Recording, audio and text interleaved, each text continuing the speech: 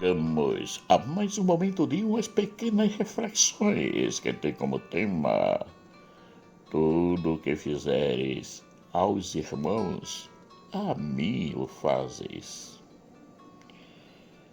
Porque eu desci do céu, não para fazer a minha vontade, mas a vontade daquele que me enviou. João capítulo 5, versículo 38.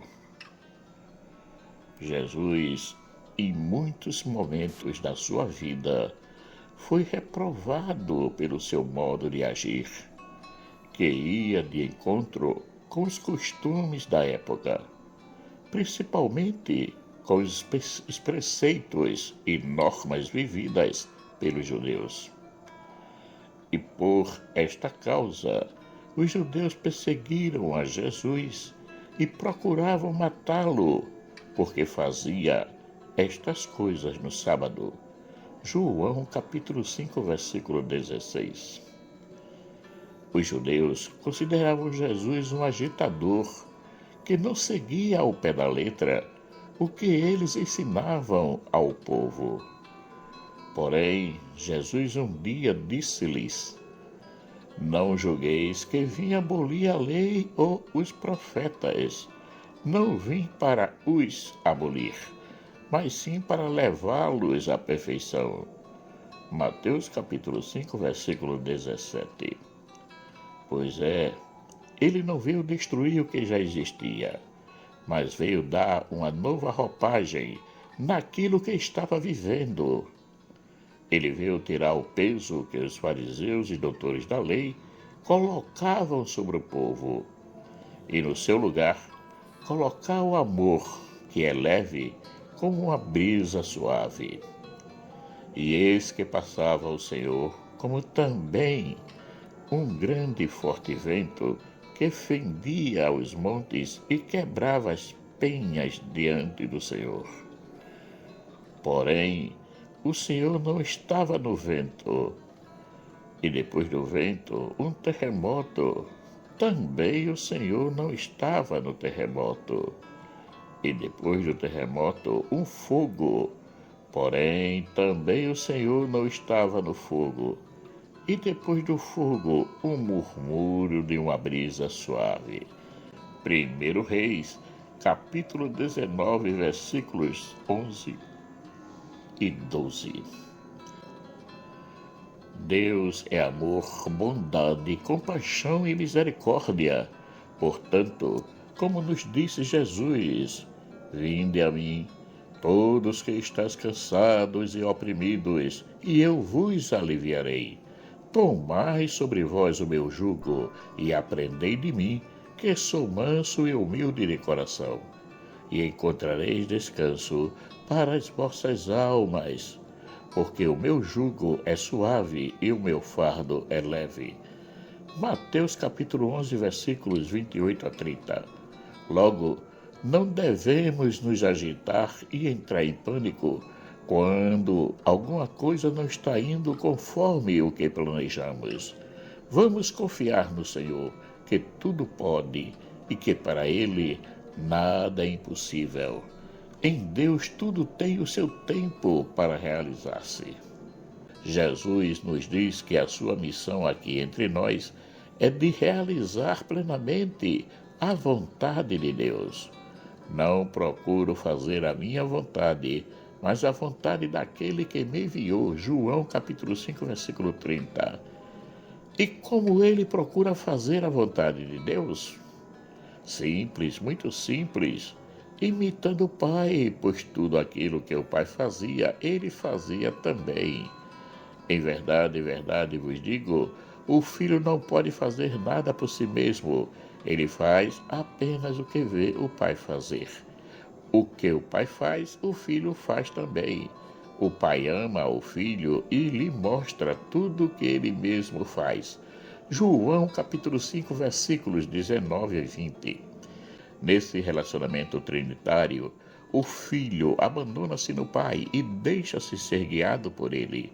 A maravilhosa lição que podemos tirar daqui é a da humildade, Como disse Paulo, sendo ele de condição divina, não se prevaleceu de sua igualdade com Deus, mas aniquilou-se a si mesmo, assumindo a condição de escravo e assemelhando-se aos homens. E sendo exteriormente reconhecido como homem, humilhou-se ainda mais, tornando-se obediente até a morte, e morte de cruz. Filipenses capítulo 2, versículos 6 a 8. Ele, que é Deus, não se deixou levar pela sua condição divina, mas assumiu plenamente a sua condição humana, bem diferente de nós, que somos plenamente humanos, mas nos comportamos como deuses, muitas vezes se sentindo como a última Coca-Cola do deserto. Aprendamos com Jesus que o mais importante não é defender-se, proteger a nossa imagem, sair bem na foto. Não, isso não é o mais importante. O mais importante na nossa vida é a nossa capacidade de amar. O quanto somos capazes de nos anularmos e nos esvaziarmos, deixando-nos preenchermos somente do amor de Deus, assim como fez Jesus. Do que vale a nossa vaidade, o nosso orgulho, a nossa soberba, se no fim a única coisa que Jesus vai nos cobrar é se formos capazes de amar ou não, irmão? Deus, na sua infinita misericórdia, respeita a nossa liberdade e nos deixa fazer as nossas escolhas. Todas as manhãs, Ele nos chama a um novo dia. Portanto, se é um novo dia, deveríamos também procurar ver tudo com os olhos novos, com os olhos de Deus. Porque é assim que Ele faz conosco. Esse exercício de ver tudo com os olhos novos não apaga o que já foi feito, mas purifica com a graça do Espírito Santo que, com o seu fogo purificador, nos renova. E renovados, podemos agir com os nossos irmãos, renovando-os também. Só não podemos fazer como o empregado malvado que foi perdoado a sua grande dívida pelo patrão, mas não perdoou a pequena dívida que o seu irmão tinha com ele. De graça recebemos e de graça doamos. Portanto, se o Espírito Santo nos purifica, purificamos também uns aos outros, perdoando-nos mutuamente. Jesus um dia voltará e nos julgará dos nossos feitos. Ele, porém, diz que eu não posso fazer nada por mim mesmo. Eu julgo conforme o que escuto e meu julgamento é justo. João capítulo 5, versículo 30. Ele não age em nome próprio, mas em nome de Deus. O seu julgamento é justo, porque não é ele que condena ou salva, mas somos nós mesmos que, através das nossas escolhas, pegamos o caminho da porta estreita ou da porta larga. Ele apenas confirma a nossa escolha. Jesus não quer que nenhum de nós se perca, que nenhum de todos aqueles que me deu se perca, mas que o ressuscite no último dia. João capítulo 6, versículo 39. Porque, como ele mesmo disse, eu sou a ressurreição e a vida. Quem crê em mim, ainda que esteja morto, viverá. João capítulo 11, versículo 25. A nossa vida em Cristo não tem outra estrada a não ser a porta estreita, que nos leva à vida eterna. Mas será que somos merecedores de um sacrifício tão grande assim, ao ponto de dar a vida? Como podemos nos fazer merecedores dessa graça? Jesus, em toda a sua vida terrena, não fez outra coisa a não ser a vontade de Deus. Essa é a lição que ele nos deixou. Cabe a nós agora colocá-la em prática. E aí nos vem a nossa querida sabedoria que nos torna esperto e nos leva a perguntar como realizar a vontade de Deus, assim como o doutor da lei, na parábola do bom samaritano, perguntou a Jesus quem era o seu próximo. Jesus não nos vai contar outra parábola, mas vai nos dizer ame, nada mais do que isso. Apenas ame e nos mostrará como será o juízo final, que terá como ponto principal as nossas ações de amor. Porque tive fome e deste-me de comer. Tive sede e deste-me de beber. Era estrangeiro e hospedaste-me.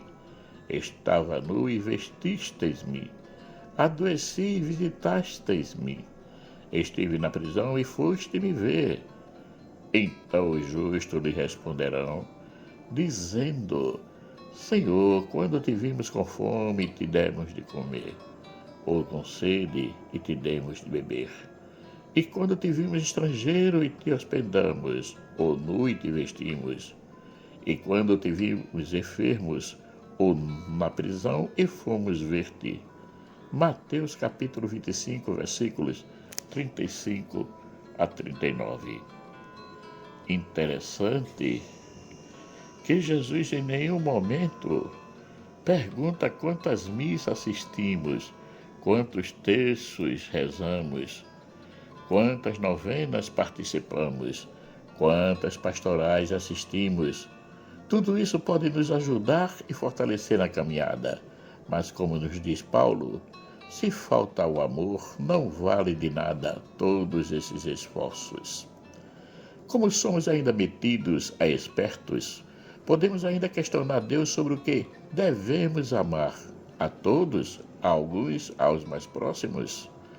Jesus é muito enfático e nos diz: Em verdade vos digo que quando fizeste a um destes meus pequeninos irmãos, a mim o fizeste.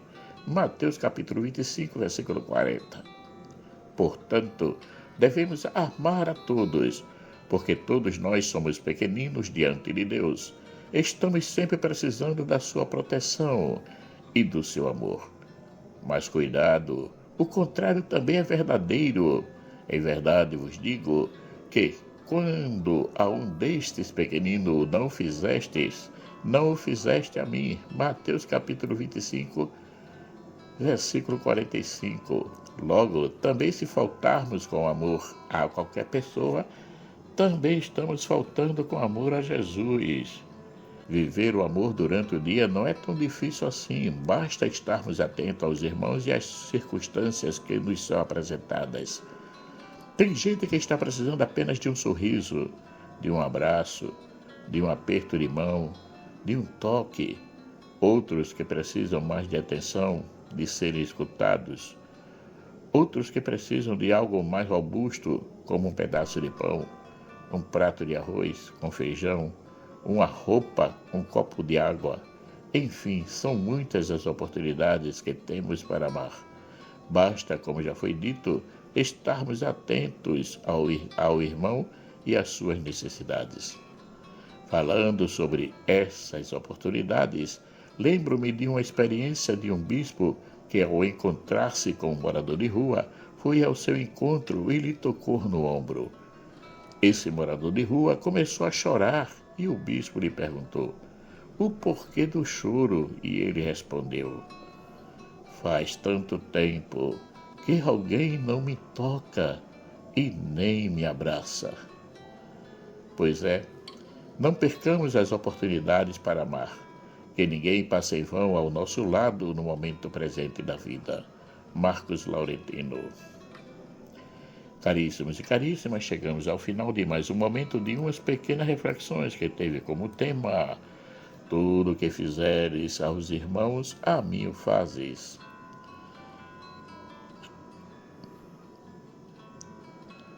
Aproveite esse momento para agradecer a todos aqueles que já se inscreveram no canal e peço que nos ajudem compartilhando essas reflexões. Peço também àqueles que ainda não se inscreveram que se inscrevam. E se gostarem da reflexão, deixem o seu joinha. Que o nosso Pai Eterno, rico em bondade, amor e misericórdia, nos dê um excelente dia. Amém.